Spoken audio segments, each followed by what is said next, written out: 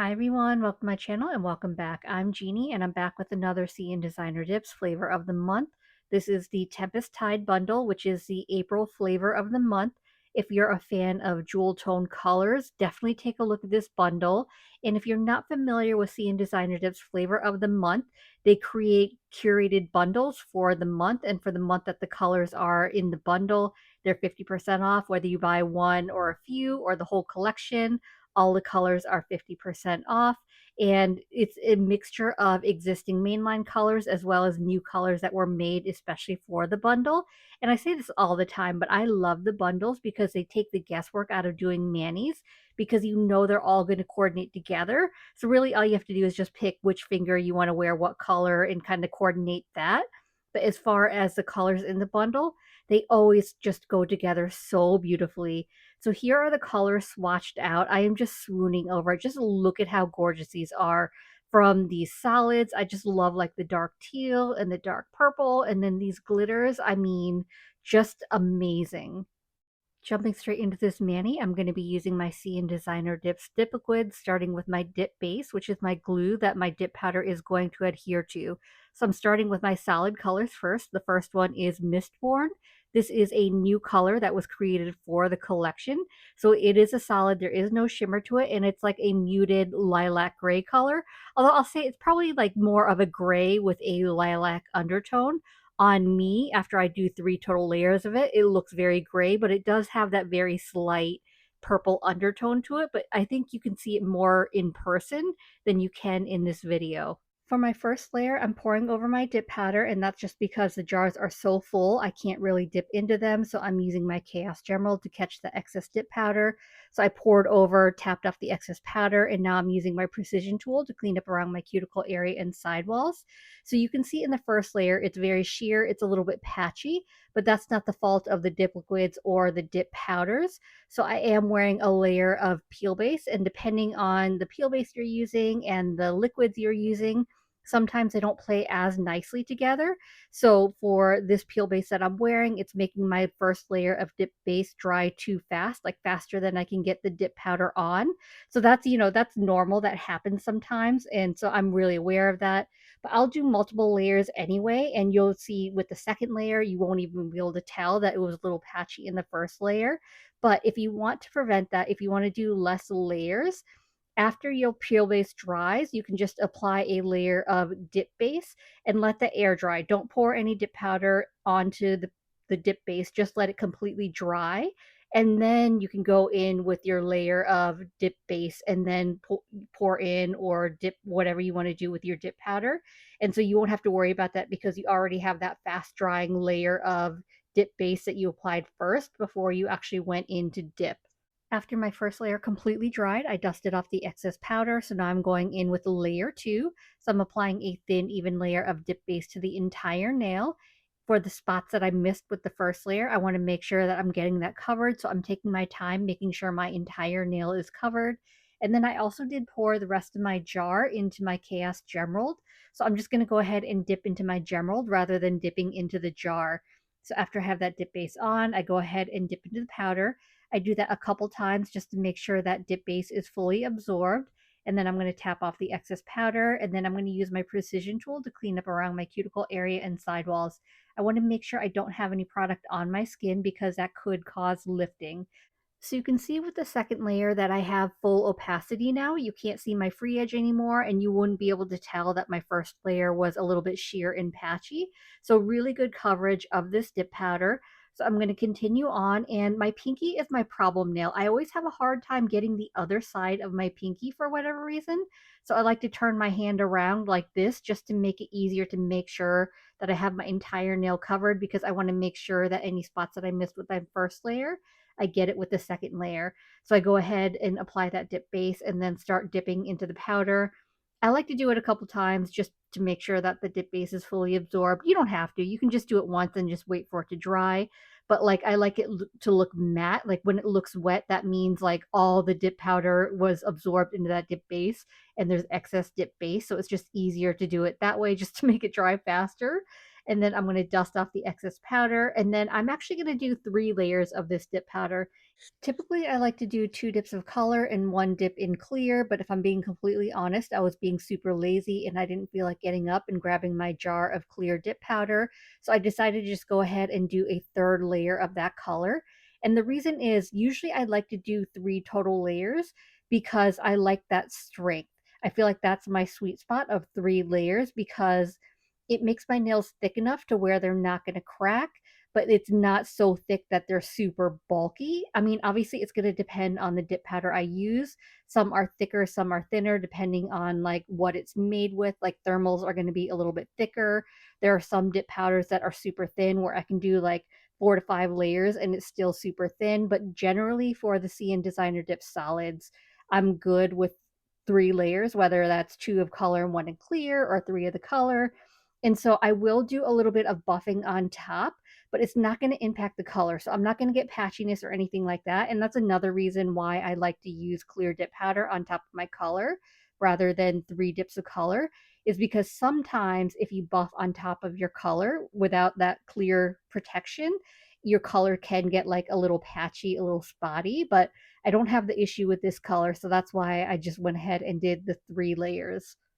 The more layers I did, the deeper this gray got. I mean, it's still a light gray, but I feel like the more layers I did, the more I lost that undertone of that muted lilac color.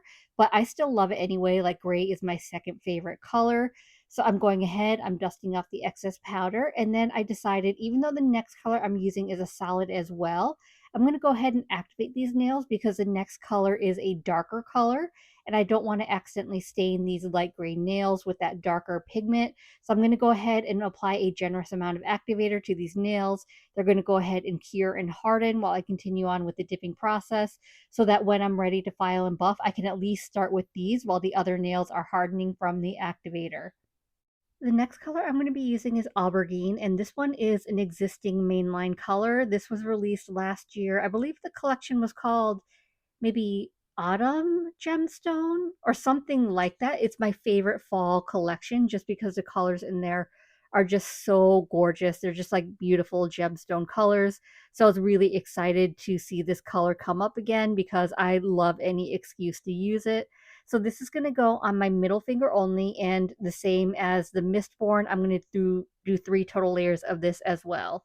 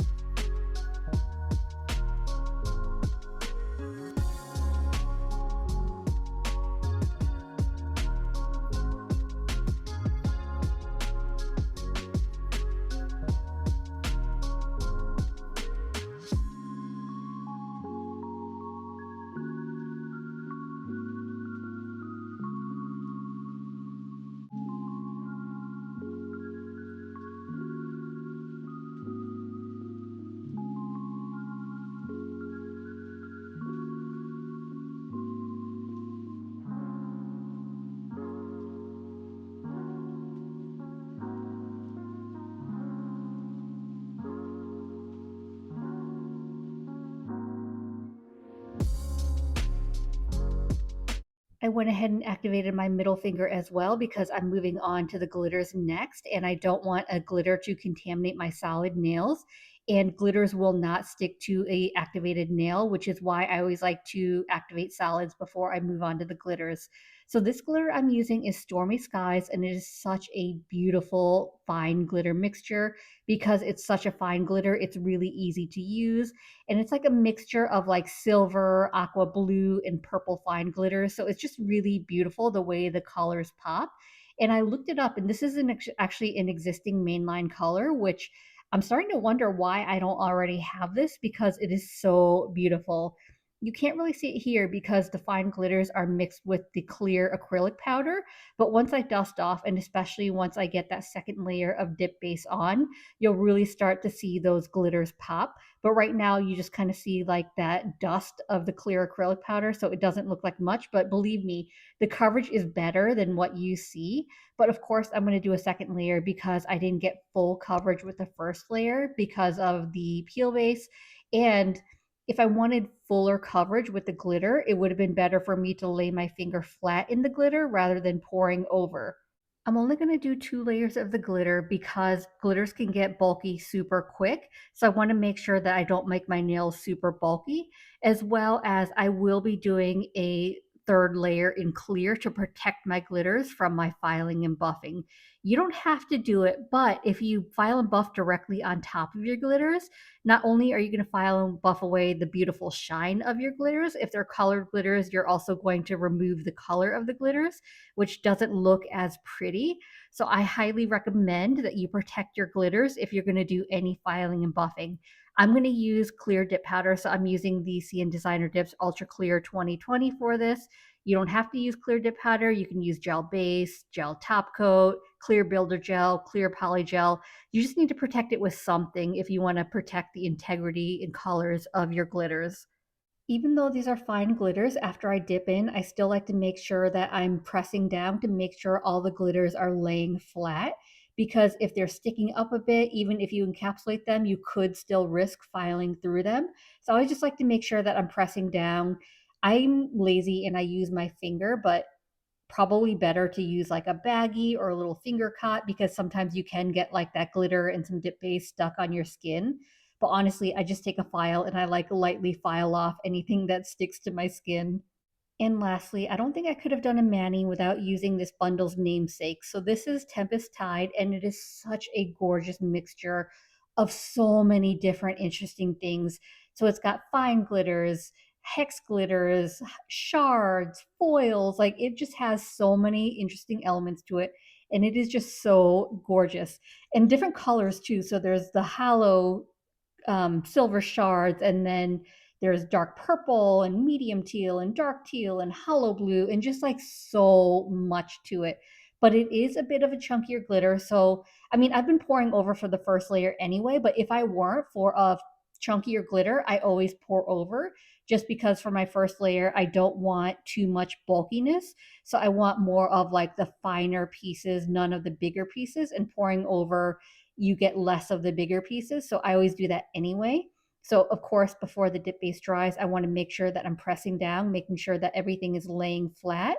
I'm going to go ahead and pour the rest of my jar into my Chaos Gem Mold. And I'm giving it a shake just because the larger pieces are heavier, so they tend to sink. So I want to bring them to the surface. So either shaking the jar or whatever they're in or tapping it against the table will bring those to the surface.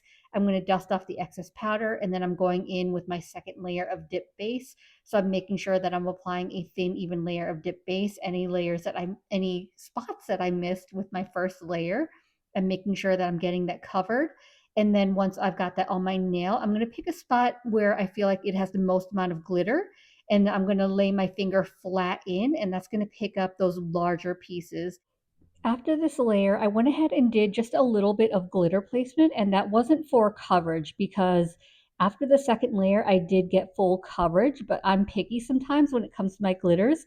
And I felt like I wanted a little more color distribution, and I didn't want to do a third dip because that would be way too bulky. So I just think it's easier just to do a little bit of placement of figuring out what color you want where and just individually placing that. but I went ahead and did that off camera because I'm sure you've seen me do glitter placement a million times before, just because I didn't want this video to be too long. But I also went ahead and capped the glitter nails in clear, activated and filed and buffed off camera because I'm really excited to get into the top coat, because wait till you see these colors pop once I get to the top coat. So here's how my mani's looking after a quick file and buff. As you can see, my nails aren't bulky at all. So now we're going to get into the dip top coat. In order for your dip top coat to dry, it does need a layer of activator. So I'm just going ahead and applying a thin layer of activator to all my nails. And I'm going to wait a full 2 minutes for my activator to dry.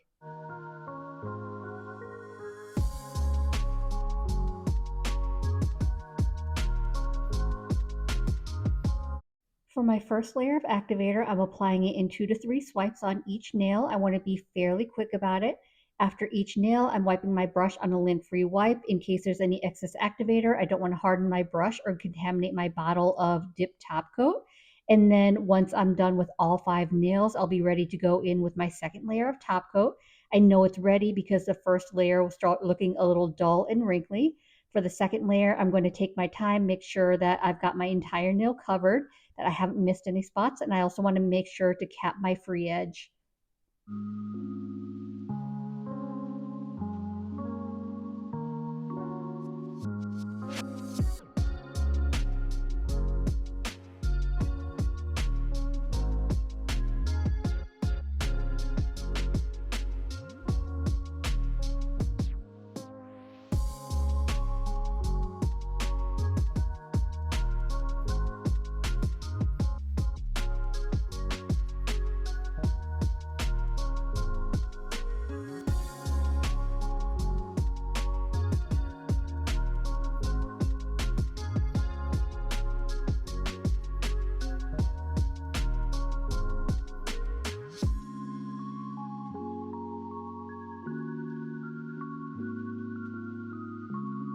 As always, I'm going to finish off my mani by rehydrating my cuticles with my Scales of a Mermaid cuticle oil. This is Bloom with Grace, which is the April limited edition, and this beautiful scent is releasing on Sunday, April 20th at 8 p.m. Eastern Standard Time. And don't forget, you can always use my affiliate code Jeannie10 to save 10% off your order and support me. This scent, I absolutely love it because it's very light and subtle. It's very fruity, but it's got like a very light floral scent to it, but it's very just springy and just such a beautiful scent. I absolutely love it. And I feel like this is another one where if you smell it, you're probably going to want it to be mainline because you're going to want it in all the products. But anyway, that pretty much wraps up today's video. I absolutely love these colors so much. I can't wait to do more manis with this bundle just because there are so many possibilities with these colors. So if you're still here, drop me an emoji down below in the comments of, I don't know, whatever you feel like fits this mani, because I'm not sure what emoji would fit it best. So I hope this video is helpful. I hope you enjoyed it. And if you did, I'd appreciate it if you gave this video a thumbs up. It lets me know to continue creating content like this. It also helps YouTube recommend me to others, which helps grow my channel. If you haven't already, please consider subscribing. I upload content every Monday and Thursday at 9:30 a.m. Eastern Standard Time. As always, I appreciate you being here. Thank you so much for watching, and I will see you in the next one. Bye.